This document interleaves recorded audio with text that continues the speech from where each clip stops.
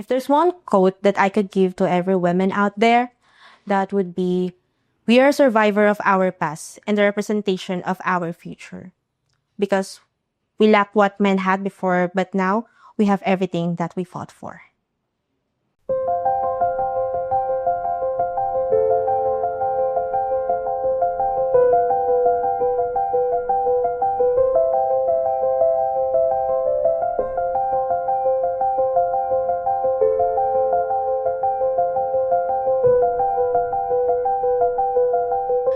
Hindi lahat sa inyo alam, pero I am a single mother. Meron akong anak na kailangan I have to prepare for his school and food before ako umalis. Ang ginagawa ko dyan is mindset. Mother ako pag nasa bahay ako, and then as an employee, I am a career woman pagdating ko dito sa office. So para akong nag-shift.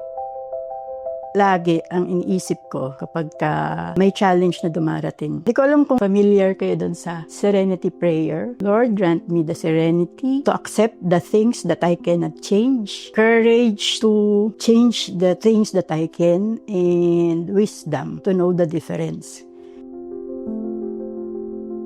In being an HR, diba? So, parang kailangan meron kang confidence to talk with the other people, especially ang dami naming kinakausap na iba't ibang tao. So, if I'm not being confident, then maybe hindi rin ako magiging effective na talent acquisition sa mga applicants. Gano'n. Kasi sa different stages ng buhay natin, nag-iiba yung priorities natin. Kung bata ka, syempre driven ka talaga na go, go, go, yung sa career mo. Pero, learn to wait. Be patient. Malaking factor yung meron kang support system.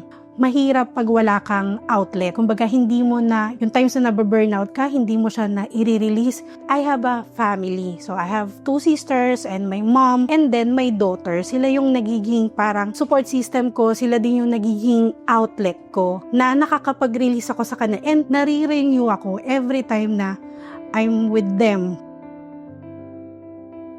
Para sa akin dyan, every month is Women's Month. Kasi, di ba, every individual is important, magkakaiba.